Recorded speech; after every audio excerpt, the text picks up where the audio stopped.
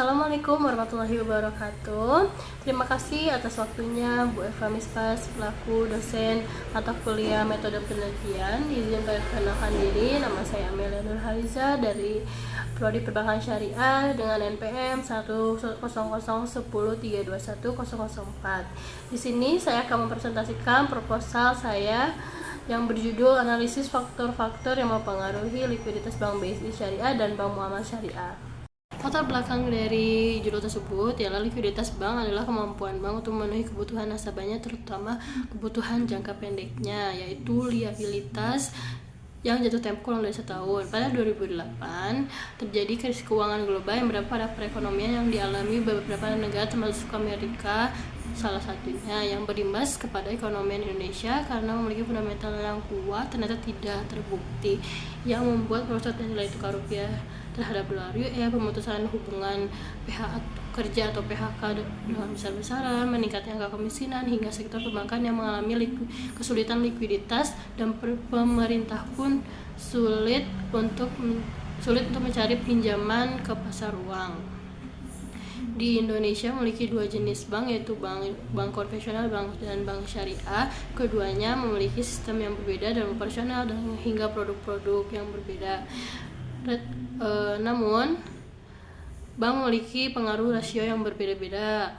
Salah satunya ada ROA atau Return on Asset, untuk mengukur kemampuan perusahaan secara efisien, optimal, dan menghasilkan laba dari segi total aset yang dimilikinya.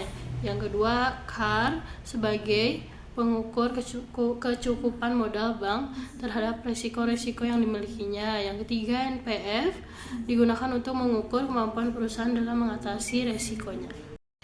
Lalu selanjutnya ada rumusan masalah. Rumusan masalah dari judul tersebut adalah: yang pertama, apakah tingkat likuiditas Bank BSI Syariah dan Bank Muamalah Syariah dipengaruhi oleh ROA?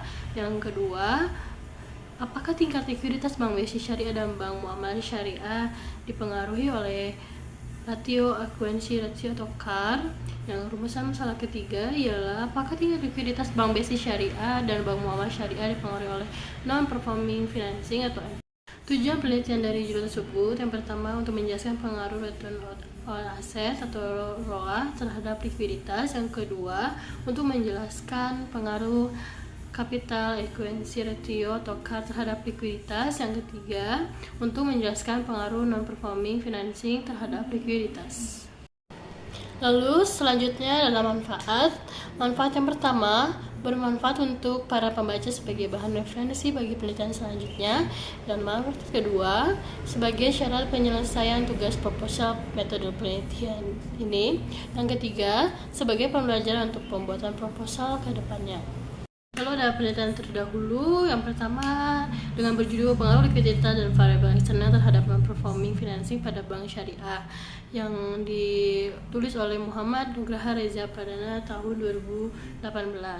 Persamaannya ialah sama-sama menggunakan metode kuantitatif, sama-sama menggunakan rumus rasio profitabilitas, jumlah variabel independen lebih dari 2. Yang perbedaannya menggunakan metode penelitian populasi dan sampel dalam penelitian ini adalah seluruh bank umum syariah Indonesia. Yang kedua, perbedaannya teknik observasi yang digunakan adalah observasi non-partisipan yang dilakukan dengan cara mengamati, mencatat, serta mempelajari uraian-uraian dari buku karya ilmiah berupa skripsi, jurnal, dan dengan cara melihat dan meneliti data-data tertulis seperti laporan keuangan triwulan dan laporan tahunan Bank Umum Syariah di Indonesia periode 2012-2015. Lalu selanjutnya penelitian yang kedua dengan judul analisis likuiditas pada bank syariah di Indonesia, yang ditulis oleh Isa Solihah dan Cahtitis Kusumawardani tahun 2018. Persamaannya bersama-sama menggunakan metode kuantitatif, sama-sama menggunakan rumus rasio profitabilitas, jumlah variabel independen lebih dari 2. Perbedaannya, yang pertama, jenis data yang digunakan dalam penelitian ini adalah data sekunder yang diperoleh dari otoritas jasa keuangan. Lalu digunakan variabel short term mismatch atau STM, lalu CAR, lalu ROA, lalu ROE, dan non-performing atau NPF. Perbedaan selanjutnya, penelitian ini menggunakan data bulan dari tahun 2015 hingga tahun 2017. Lanjut, penelitian yang ketiga dengan judul pengaruh dana pihak ketiga dan likuiditas terhadap profitabilitas bank milik pemerintah tahun 2015 hingga tahun 2018 yang ditulis oleh Edisa Putra Nainggolan tahun 2019.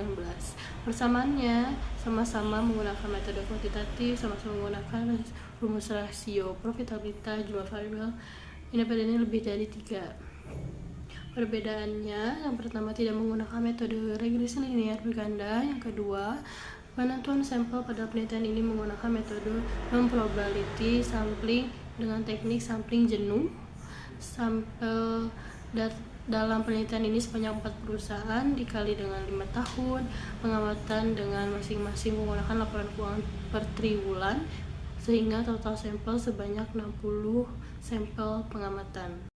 Yang terakhir ialah objek dan metode penelitian. Objek penelitian ini adalah untuk menghitung dan mencari tahu return on asset atau ROA untuk mengukur kemampuan bank menghasilkan laba dari total aset yang dimilikinya. Lalu untuk mengukur ROE untuk mengukur kemampuan bank menghasilkan laba dari ekuitas yang dimilikinya. Lalu yang terakhir adalah NPF atau non-performing financing untuk mengukur present pembiayaan yang bermasalah untuk mengalami ketunggakan terhadap total pembiayaan yang diberikan oleh bank.